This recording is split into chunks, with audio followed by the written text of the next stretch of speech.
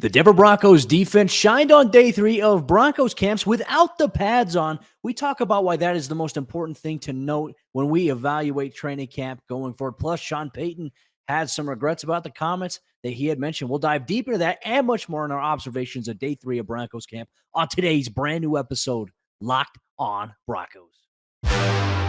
You are Locked on Broncos, your daily Denver Broncos podcast. Part of the Locked On Podcast Network. Your team every day. 3,000 fans were back in attendance for the start of Denver Broncos training camp in the public eye. The Broncos defense shined on the day. Welcome into a brand new episode, Locked on Broncos, your daily Denver Broncos podcast, part of the Locked On Podcast Network, your team every day. Thank you so much to everybody in Broncos country for tuning in, making us your first listen of the day every single day. You can get this podcast for free on YouTube or wherever you get your podcast. So do us a favor, make sure you hit that subscribe or that follow button down below so you never miss out on a day's worth of Broncos news, content, coverage, analysis, and more. I'm your host, as always, Cody Roark, Broncos reporter for Mile High Sports, joined alongside, as always, by my co-host, Sayre Bedinger, site expert, predominantlyorange.com. Sayre, day 3 of Broncos camp, the first open practice to the public. It was a very, very scorching morning in Dove Valley, but for the most part, the Broncos defense depends on how you look at it, right? And we'll dive deeper into that. The Broncos defense, they shined here on day 3 in comparison to the offense. I think the most important thing when we talk about these training camp practices is the evaluation right now without pads. We have to really reel things in a little bit and say, okay, hey, these plays that this guy made, what would that look like in a real game situation with pads on? Something to keep in mind here as we get closer. July 31st, it's when the first day of pads will be thrown on for the Broncos next week. Everybody's just so hungry for football updates, right? We want to know who's making the plays and we want to know who's picking off passes. And it sounds like Caden Stearns maybe made the play of the day. Sounds honestly, like you said, the defense dominating out there. I saw tweets from you talking about Damari Mathis making a PBU. I saw some stuff about Riley Moss making a PBU. So really good stuff from the defensive backs, it sounds like. And the way I'll let you describe that Caden Stearns interception, Cody, because it sounds like kind of a freak play that he made out there. And of course, we can't get enough of those. But ultimately, before you describe it, just want to chime in on what you said. Like, obviously, this is very early on in training camp. The observations and the things that are coming out, it's important to not make sweeping assumptions about anything, as even Sean Payton said it to the media today, and you were there, obviously. He's talking about how early on it is. He gets asked about specific players. He's like, well, it's early, so no sweeping assumptions being made by any means, but certainly making some highlight plays that can't hurt your cause. No, it certainly can't. And look, it's easier too, because I think we have to keep in mind, even though Vance Joseph is the defensive coordinator, a lot of the structure, as some guys like Zach Allen have said, or even Sean Payton said, a lot of the structure for the defense from last year is still in play. I mean, a majority of those starters are back. So for the defense to kind of be maybe ahead of the pack, I mean, this is normal at this point. But I don't want to say that, okay, hey, the Broncos offense looked terrible. Here's the reality of the situation. I think the quick passing game, and even Payton himself, he touched on this in his post-practice press conference. The quick passing game is part of his arsenal, and I would say for the Broncos, that was effective.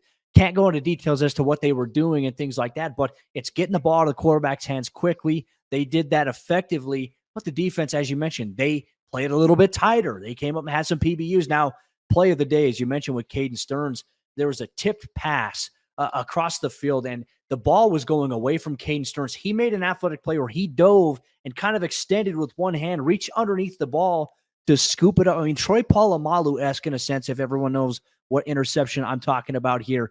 It was a tremendous play, but for Caden continuing to demonstrate that, hey, he's confident in the position that he's in, and if he can stay healthy, I think he will have a major impact at the safety position. But I think as well, some observations from camp. Let's get to some roster personnel moves here before we get into some of the dirt and what Sean Payton had brought up as well. Some personnel moves before practice. There were some number changes. J.L. Skinner goes from 46 to number 34, previously worn by Will Parks, and Essang Bassey, who is now number 21.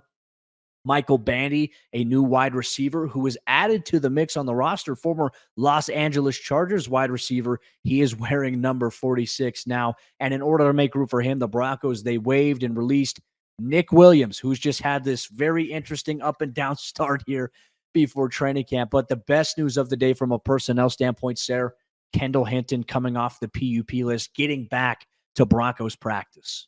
Cody, I think the Nick Williams thing is, I hate to say funny. It's almost a sad situation. The guy doesn't know whether it's like an NBA draft prospect, right? Who's constantly like, what hat am I supposed to wear here? Am I on the team or not? But interesting moves for sure at the wide receiver position. Not sure what I was expecting with Kendall Hinton coming back, but it sounds like he was out there potentially in the mix for punt returns, as well as Michael Badie, as well as Marvin Mims being reportedly out there on the practice field. I know there was talk of him maybe missing a few days up to a week. Sounds like he's back out there. So really exciting stuff, I guess, at the limited. Yeah, in a limited basis, of course. So good to have the wide receiver group kind of expanding a little bit, as we talked a couple days ago about how, geez, as we get to training camp, there's actually quite a few guys that aren't out there. So now the Broncos seem to have a pretty full complement. And of course, they're going at it with the defensive backs, and little competition, I think, breeding between these guys, right? Some back and forth, a little PBU by one guy, and then maybe a nice deep ball catch by somebody like Lil Jordan Humphrey, who's trying to make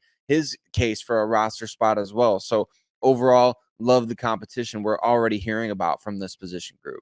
It's important to have, and we'll dive into some other personnel stuff coming up here in a little bit on today's episode, Locked On Broncos. But Sean Payton, we got to hear from him on Friday. We didn't get to hear from him on Thursday, the morning of the spicy comments in which we had talked about on yesterday's episode of the show. For all you everydayers, Payton did come out and said he regrets the way that some of those things came out. He forgot that he doesn't have his Fox hat on anymore. He's got his coaching hat.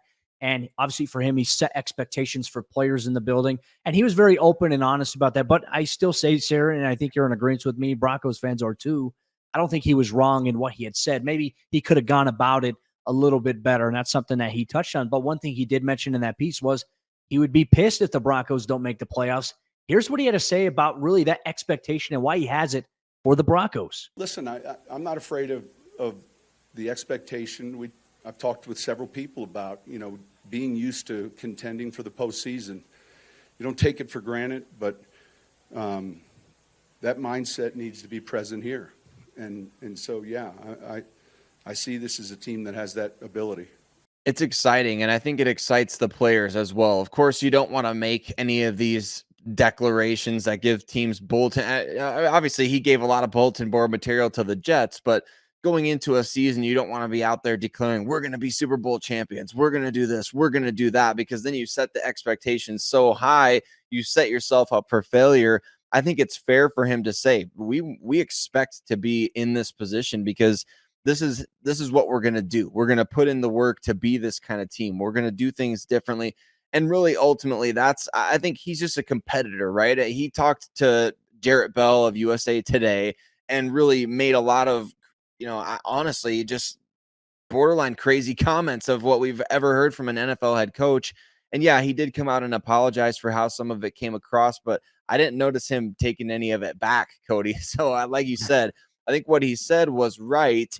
It's just a matter of how much do you say that goes public. And to me, the playoff thing is the standout piece of all of this. Of course, everybody wants to talk about the drama, New York Jets, Nathaniel Hackett, this, that, and the other. The standout piece is what Sean Payton said and reiterated. The playoff expectations, that remains. And it's not an internal thing. It's something that they're willing to talk about and willing to kind of stake his reputation on. That's an important thing to follow. And we'll obviously get a little bit more from Sean Payton as well. We talk about running backs, players who stood out. Well, we got to talk about the running backs, and Sean Payton shared his thoughts on that evaluation as well. You're going to get that on today's episode, Locked On Broncos.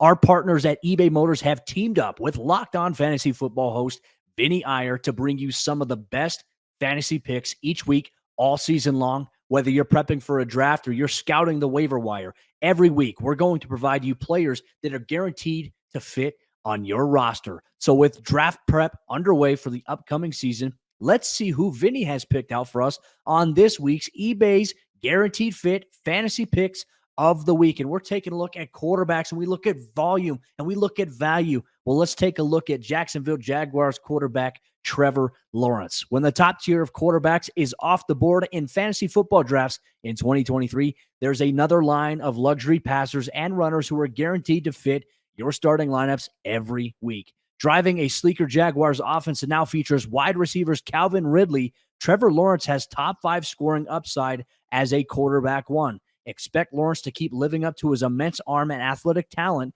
and cruise to production that builds off his hot finish to last season.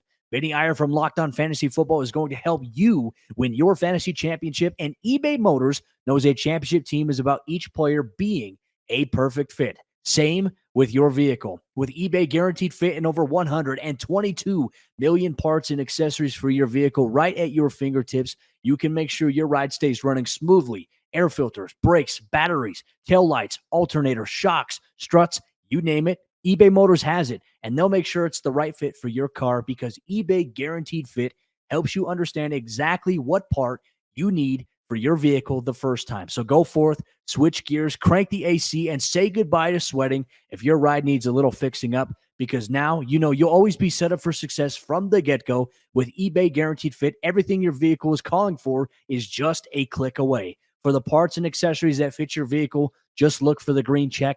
Get the right parts, the right fit, and the right prices at ebaymotors.com. Let's ride. eBay Guaranteed Fit only available to U.S. customers. Eligible items only. Exclusions apply. We got to hear from Russell Wilson on Friday. And Cody, I was listening to the presser with Sean Payton, and I heard you ask a great question about the running back position, the competition that's going on there, the sleepers that could emerge in that running back 3 spot. We're going to talk about that on today's episode, Locked On Broncos. But before we do, from Cody and I just want to say thank you to every single one of you that makes Locked On Broncos your first listen of the day every single day, wherever and however you listen to podcasts. Thank you for joining us, and thank you for making us part of your day. Or if you watch on YouTube as well, we love being able to engage in that way, whether you're jumping in the comments or whether you're part of our 10,000 plus subscribers now on YouTube. Such an amazing community. Thank you for being part of the family, participating in the discussion, and listening in every single day, especially now that we're into training camp, where we're hearing from the quarterback, we're hearing from the head coach, we're into football season now. It feels like football's back, Cody. We got press conferences during the week with these two guys. So obviously, I think starting off with the running back position, the question that you asked Sean Payton, a very, very good one and a fair one. How do you evaluate these guys without the pads on, especially these young players who are competing for a pretty important job? I thought it was a great question you asked. Thanks, my friend. And look, here's the thing I will say so far. We already know what our expectations are for Javonte Williams, Samaje Perine, right? These are the top 2 backs here. Really, for that position specifically, we're focused on who's going to be RB3. And I can tell you this, just without the pads, Sayre, just seeing guys move, Tyler Badie, Jaleel McLaughlin, these 2 guys look like the most explosive guys that they have behind those 2 guys that we're talking about with Javonte and Samaje, whereas Tony Jones Jr. has more experience overall. I would say that really those 2 guys, if it were up to me just from my observation, Jaleel McLaughlin, Tyler Badie, I feel like it's really between these 2 guys that are competing for that spot. But Sean Payton had a great answer to it, which really opens things up. It's hard to evaluate these guys without pads. Here's what he had to say. Yeah, you make a good point. We're in this phase still, so we've yet to see any of these players with pads on. I've seen Tony because we had him in New Orleans. And so I tell the coaches all the time, let's not, be instant evaluators. Let's be slow to judge. Let's rotate these guys through with the first and second and third groups. Let's not, get stuck on where we think guys might be. And then gradually we'll have a chance. Right now it's, what are you doing? Do you know how to get lined up? Do you understand what we're doing? So that when you do have the pads on and we're in those preseason games or scrimmages, that because it's hard to evaluate someone if they're having trouble learning what to do or if they're slow to do it. And so it is a little early. But they're certainly bright, willing to learn. They're working hard. That's kind of where they're at. Sayre, how do you open up with your thoughts on that? Because I think he makes a really great point about the fact that, do you know what you're doing? Do you know what the play responsibility is? And then when obviously you put the pads on, and if you know these things, how does it look when you have to maneuver against defensive linemen, linebackers, safeties? I thought it was a great point. So much about the running back position is about, it's not just reading and reacting, but in a way it kind of is, right? You've got to be able to see the hole. You got to anticipate where defenders are going, and you have to be able to attack that hole, that crease with confidence. And so these young backs, they're able to go out there and get it's more than mental reps, but at the same time, like we're talking about here, there's not full contact out there. You don't have Alex Singleton and Josie Jewell attacking those gaps at full speed.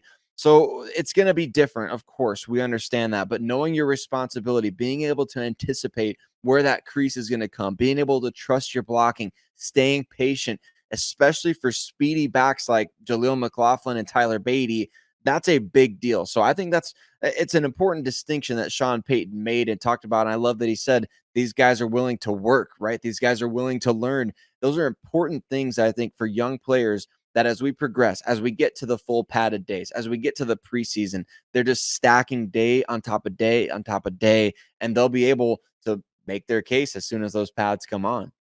It's the important thing too. And I like what he mentioned too about his coaches is don't rush to be too quick to evaluate these guys based on what you're seeing right now without pads.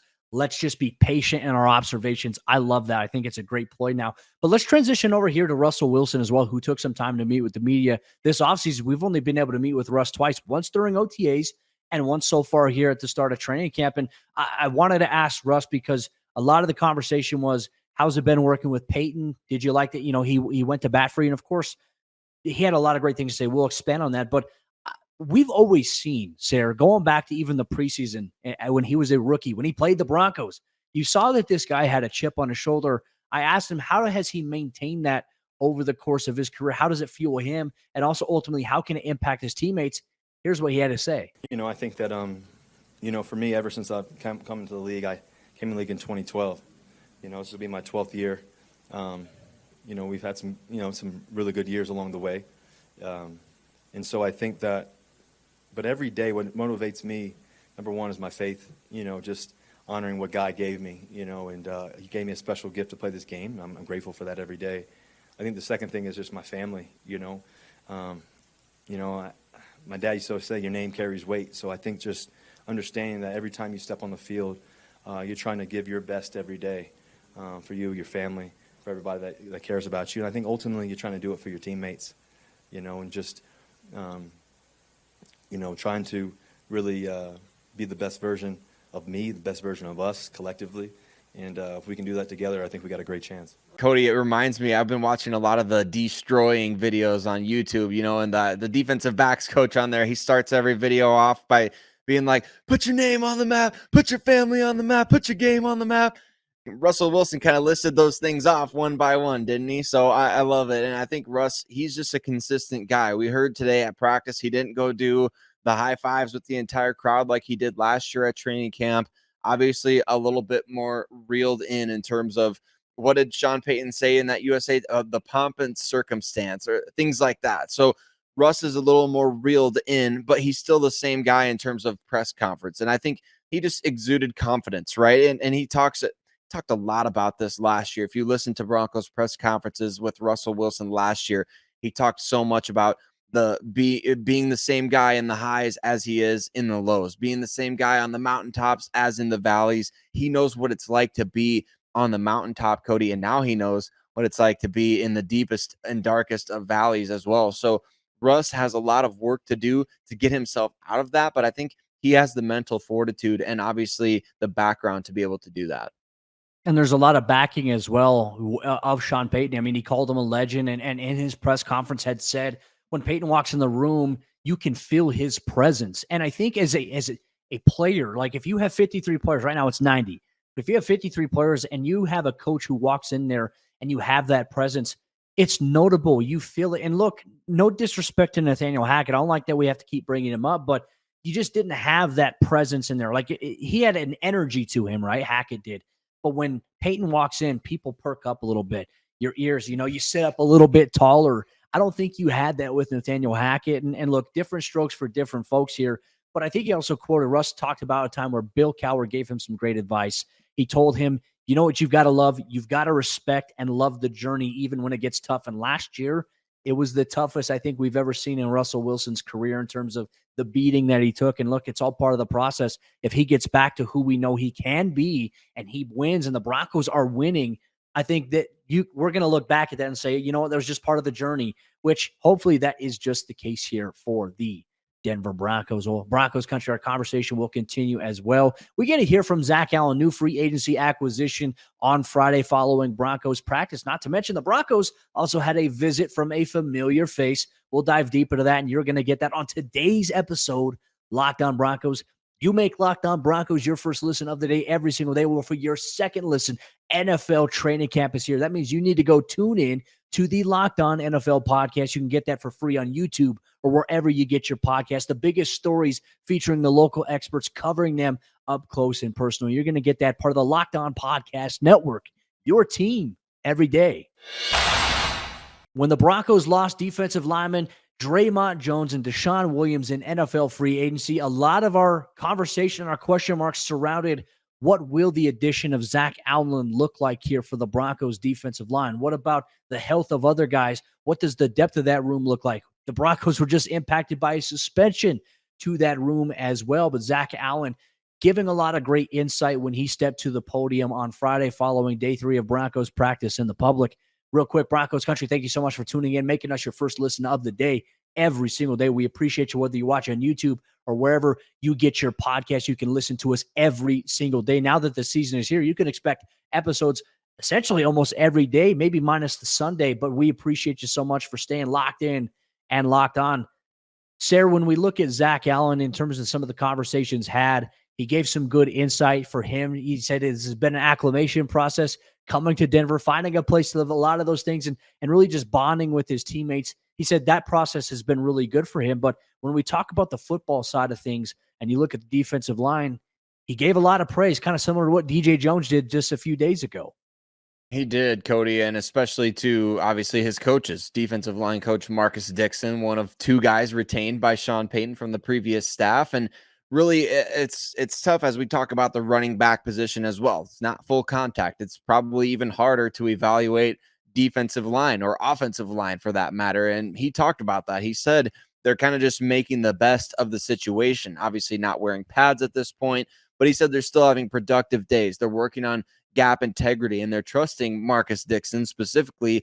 What he said is trusting him to break down the technique and evaluate performance on the practice field that way, which I think is so critical, so important to get those fine details right. You want to be able to not have defensive holding on the interior defensive line, and you can work on those things at this Such time a dumb of year. rule. I hate it.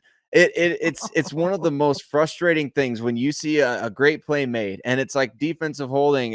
What is it? Isn't it a 5-yard penalty too? It sounds stupid. I mean, it's an automatic first down. I don't get it, Cody. I hate it so much. Lineman.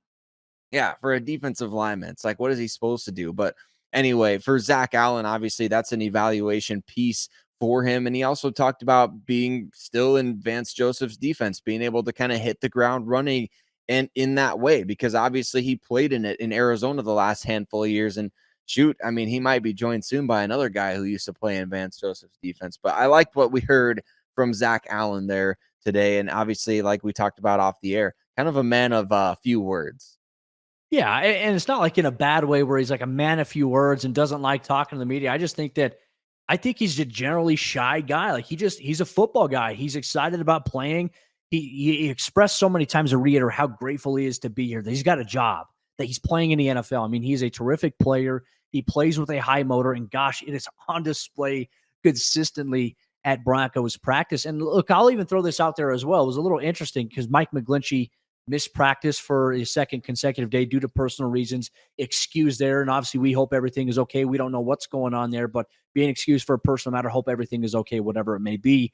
Garrett Bowles was out there at the start of practice, but then went back into the locker room. And then by the end of practice, walked back out. So those guys didn't get reps. So the offense in general saw, some other guys step up to play, some different tackles. And look, going against your outside linebackers, Frank Clark, Randy Gregory, and then you go against guys like Zach Allen, Jonathan Harris, and DJ Jones. it's a tough task. And that's where we saw Russell Wilson's athleticism on display in terms of him rolling out, maybe running, having athletic plays that we didn't necessarily see in training camp last year. This defensive line, if they stay healthy, even talked about it, he feels like they can do a lot of great work this upcoming season. But you mentioned a very interesting point here. A former familiar face in Broncos country was in for a visit on Friday. Shelby Harris, per the NFL's transaction wire, was visiting Denver. We'll see if anything formulates to that. But obviously, Sayre makes sense a little bit considering that Denver's depth was a little bit tested there with the suspension to Inyoma Uwazurike that obviously frees up number 96 for Shelby Harris. Do you think that we may see something where Shelby does come back to Denver and is on the roster? I really hope so, Cody. I think as we talked about with the pass rush off the edge before the Frank Clark signing, just another veteran would really raise the floor for the defensive line right now. And what does that mean? It means that right now your floor is a bit lower, especially if you have even just one injury to one of your starters, the guys that we've heard from the last couple of days, namely Zach Allen and DJ Jones. One of those guys gets hurt, all of a sudden you're in a really precarious situation, especially over the long haul of an NFL season. So bringing in a veteran like Shelby Harris would be awesome for the Broncos. And oddly enough, Cody, as I've kind of monitored Twitter after that news broke, a lot of Cleveland Browns fans on my timeline very upset about the news that Shelby Harris visiting Denver. So maybe Cleveland fans were hoping for Shelby Harris, but I don't know. I just thought that was weird and a little factoid to throw in there. So if the Broncos do sign Shelby, it won't just be Broncos fans excited. It'll be Cleveland Browns fans a little sad, apparently. So another win amongst many over the course of history for the Broncos over the Cleveland Browns, apparently. Yeah, it goes back to the drive. And, I tell you what, like if you're a Broncos fan as well, I do want to throw a little special plug out there. If you're here in Denver and you're at a local King Supers, or if if you don't live in Denver, they have Drive Coffee, which you all know is the official sponsor of the Broncos, the coffee sponsor of them. Fantastic. In your local King Supers, you can go to drivecoffee.com to get some as well. I put a tweet out on social media. But hey, as Broncos camp is here, preseason approaching, you want Broncos coffee, they have you covered. And we'll also have you covered here every single day here on the Locked On Broncos podcast for all your training camp updates, news, reaction, analysis, and more. You're going to get that here with Sayre Bedinger and myself every single day, all year long. Broncos fans, we appreciate you so much for tuning in, making us your first listen of the day. Saturday's practice at the Centura Health Training Center is back together weekend. We'll have you covered with the immediate recap and more here on Locked On Broncos. We'll see you then.